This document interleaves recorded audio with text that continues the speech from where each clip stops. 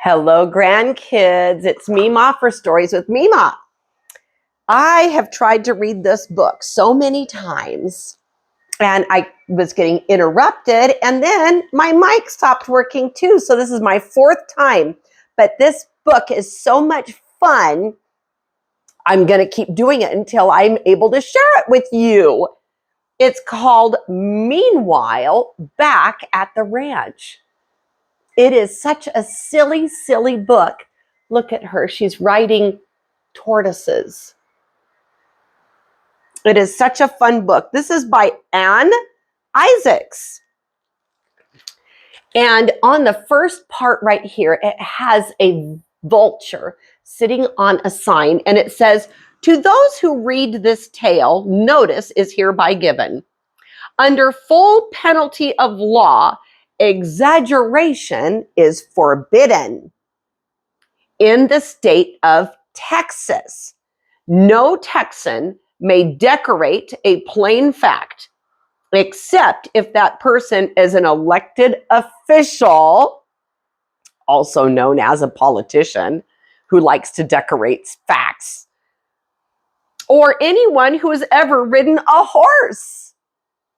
In such cases, all exaggeration must be restricted to the first 24 hours past sunrise," which is all day long, every day. And guess what? Mema is a Texan that rides a horse. So I guess I get to exaggerate. Meanwhile, back at the ranch. Here we go. Take number 4. On the 4th of July, 1870, the widow Tulip Jones of Greater Boar, England, inherited $35 million and a ranch at By Golly Gully, Texas. She moved there at once. She brought 2 trunks of tea and her 12 pet tortoises, January, February, March, and so on, in order to of age down to little December, who was not much bigger than the period at the end of this sentence. 3 servants came along as ranch hands, Lindsay, Woolsey, and Calico. See her little tortoise there and the ones in the cages?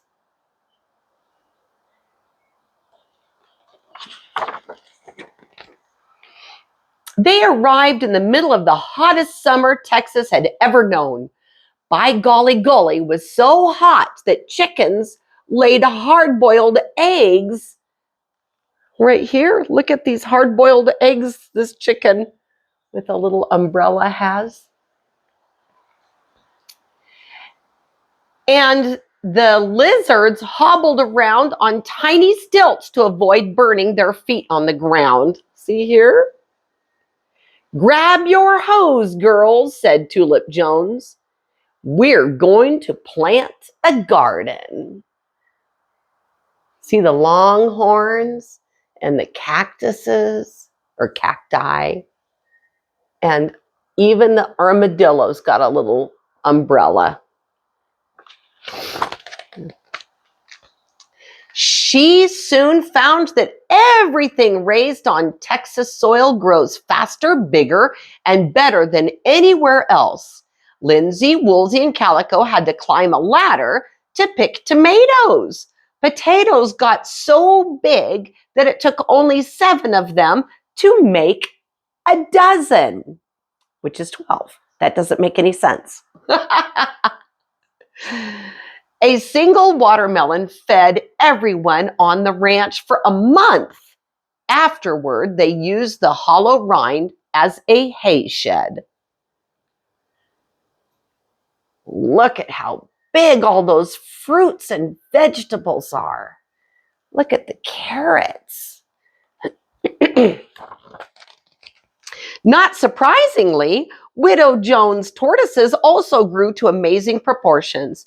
Within a month, even little December measured 6 feet from his tail to his nose.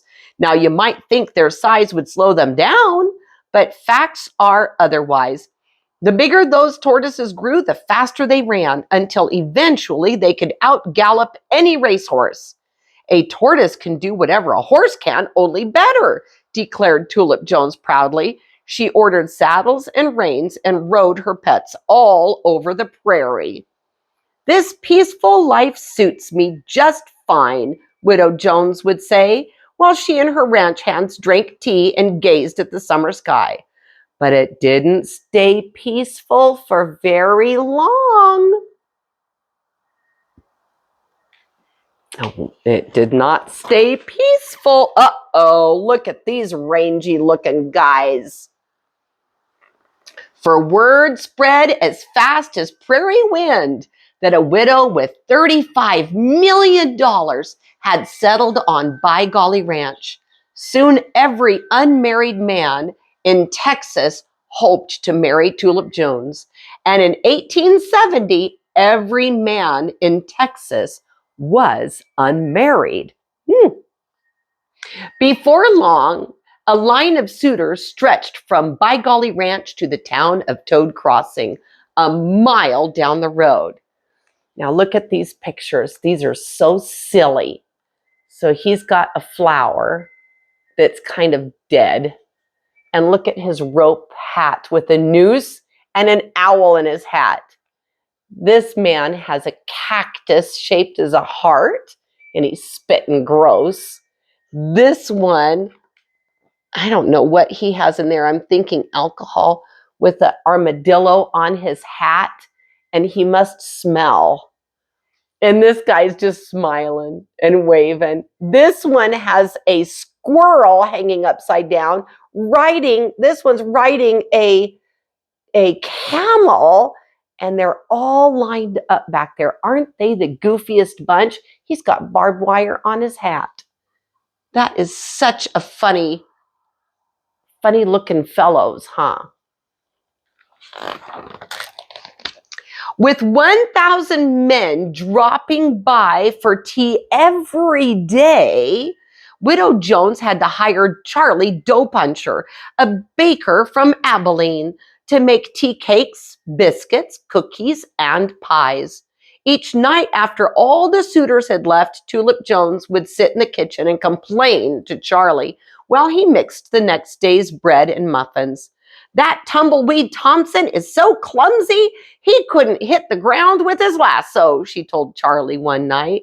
And Big Toe Anderson has nothing on his mind but his hat.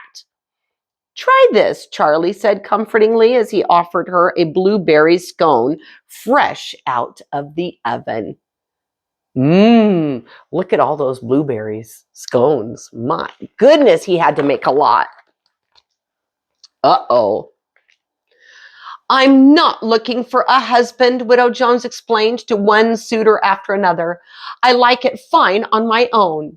Still, the men kept coming and coming. But when Sheriff Arroyo and his brother Spit showed up, all the other suitors stepped back to let them pass.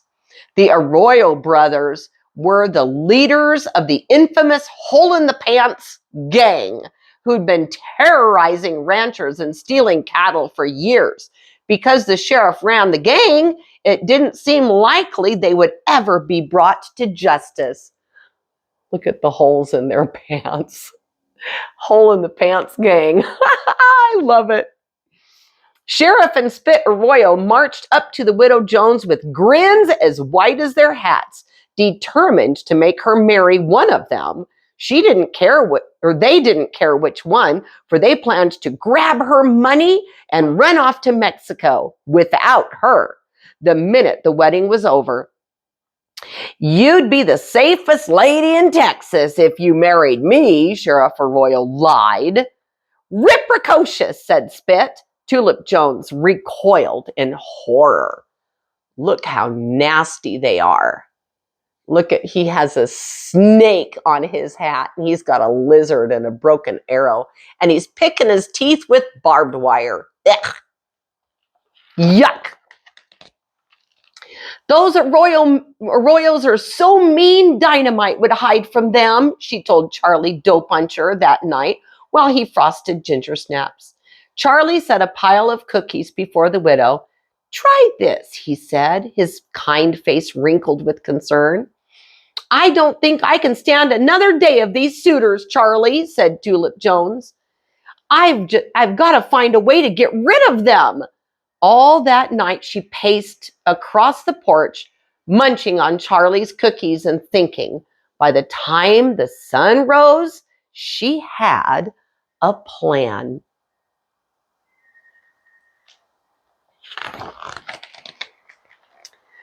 Girls, this is the last day you'll have to wash dishes for 1,000 men, she told her ranch hands at breakfast. I'm going to get rid of those suitors for good. Hooray! Shouted Lindsay, Woolsey, and Calico. I'll give the suitors a task and promise to marry the man who succeeds, Widow Jones explained. But it will be an impossible task, she added gleefully, so everyone will fail. But what if someone should succeed? Asked Calico. Succeed? Tulip Jones snorted in disgust. These men are so weak they couldn't lift their own shadows.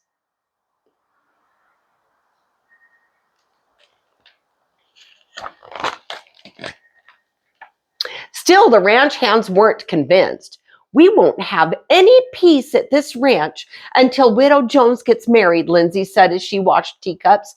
Or until 1,000 cowboys get married, added Woolsey as she dried the cups. If only we could find 1,000 brides for them fast. Maybe we can, said Calico with a sly grin as she set clean cups up on the shelf. I've got an idea. Later that day, the Pony Express carried a notice from By Golly Ranch to be printed in every newspaper in America.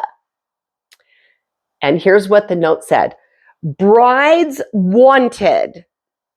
1,000 cowboys available free. Good to good homes, free to good homes, lariat and hat included, all guaranteed. Purebred Texans, limited offer, act fast. Reply to By Golly Ranch, Texas. Look at, there goes the Pony Express. Meanwhile, back at By Golly Ranch, Widow Jones announced her challenge. I'll marry the man who can make the Rio Grande River flow backwards.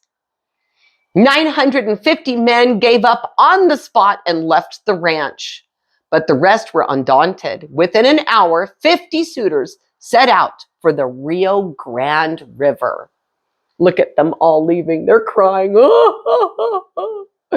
and throwing their presents over their shoulders. This ranch will be a heap quieter from now on, Tulip Jones told Charlie Dough Puncher cheerfully.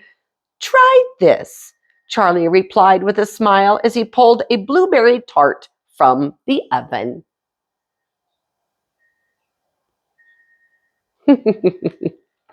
His eyes are so gross. But before the day was out, to the astonishment of Widow Jones, 4 men succeeded in making the Rio Grande flow backwards. Big Toe Anderson piled sand in the shallowest tributary to make a dam. The water rose and up the upriver side until it started to push itself backwards. Tumbleweed Thompson bought every loaf of bread in Texas and lured 10 million ducks downstream with breadcrumbs. Excuse me. As 20 million webbed feet paddled hard against the current, they slowed the mighty river, stopped it, and finally pushed it backwards. Spit and Sheriff Arroyo found an easier solution. They dug a small ditch next to the river and diverted a trickle of into it, flowing in the opposite direction. You didn't say how much had to flow backwards, the sheriff reminded Widow Jones, and she had to admit that this was true. Spit rides a longhorn, and the sheriff rides the horse.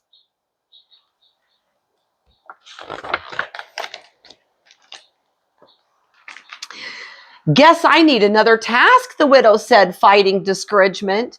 She thought quickly and handed each man a pail, saying, "I'll marry the man who can fill this with stars." Night was falling as the four suitors rode off. Meanwhile, in the cities and towns all over America, 1,000 hopeful brides-to-be sewed wedding gowns and veils and boarded trains bound for Texas.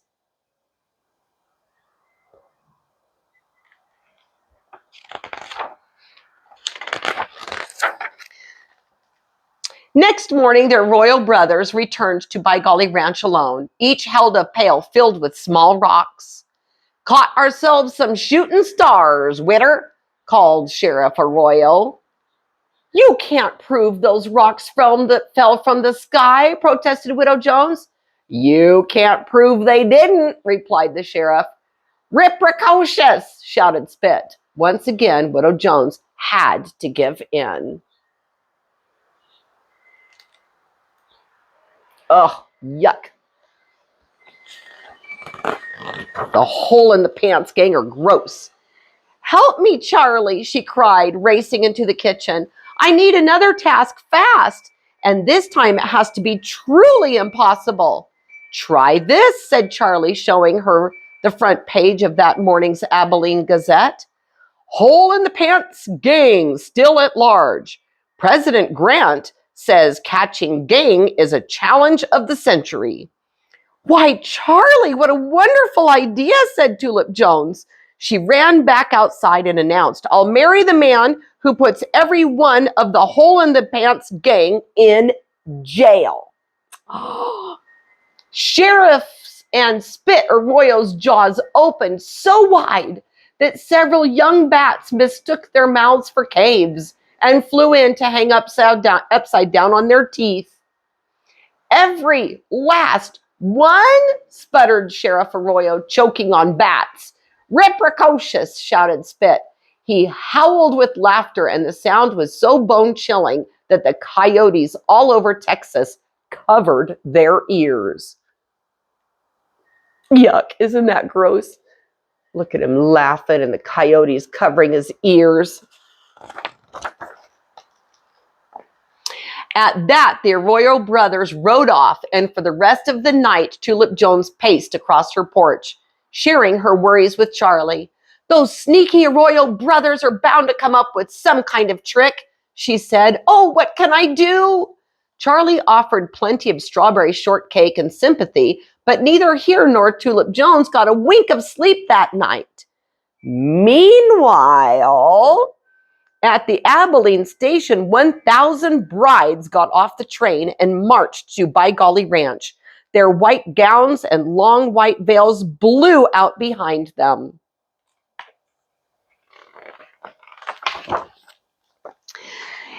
"Is it snowing, or am I seeing ghosts?" Widow Jones asked her ranch hands the next morning as the brides appeared on the horizon. "Ma'am, I can explain," said Lindsay, and told her about the newspaper notice. "Thank you, girls. You've given me a splendid idea," said Tulip Jones. "Saddle up the tortoises," she added as she ran to welcome the brides. "We're all going for a ride." Minutes later, the tortoises galloped out of By Golly Ranch with 1,000 brides on their backs, while Widow Jones shouted instructions. "Take out your needles and thread, ladies." Those tortoises got even bigger, didn't they? In Dungaree Canyon, the Hole in the Pants gang were fast asleep when Widow Jones and 1,000 brides showed up. On the way there, the women had stitched together their wedding veils to make a 5-mile-long net. The moment they arrived, they raced along the cliff edge, dragging the huge net over the Dungaree Canyon and sealing off every possible path of escape. Look at there. And one sleeping with a cactus, and one has a teddy bear.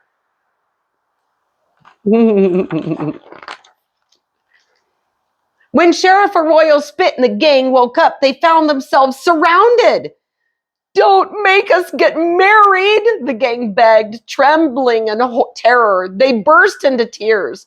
Throw us in a swamp with alligators. Make us eat lizard guts. We'll even take a bath. Only don't make us get married. Rip precocious, sobbed Spit Arroyo. We'll do anything you ask, pleaded the sheriff, more desperate than a coyote that's just swallowed a cactus. Anything. Anything, said Widow Jones with a grin. Excuse me. Anything? Look at, they're all begging and crying. Later that day at the Toad Crossing jail, Sheriff Arroyo Spit and every member of the gang raced into jail cells. Widow Jones cheerfully locked them in and telegraphed the governor to send a new sheriff to Toad Crossing and a justice of the peace to By Golly Ranch. Wedding at By Golly Ranch tonight, she telegraphed. Everyone in Texas invited. Meanwhile, Lindsay, Woolsey, and Calico raced from the ranch to ranch all across Texas, telling cowboys that 1,000 brides were waiting for them at By Golly Ranch.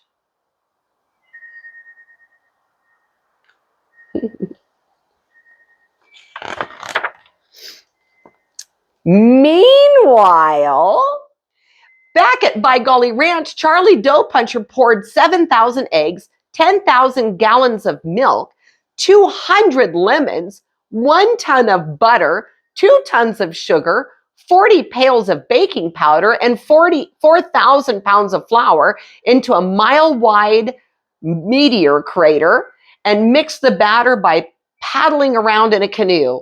Then he left the cake to bake in the Texas sun. It rose and rose until the top climbed out of sight above the clouds.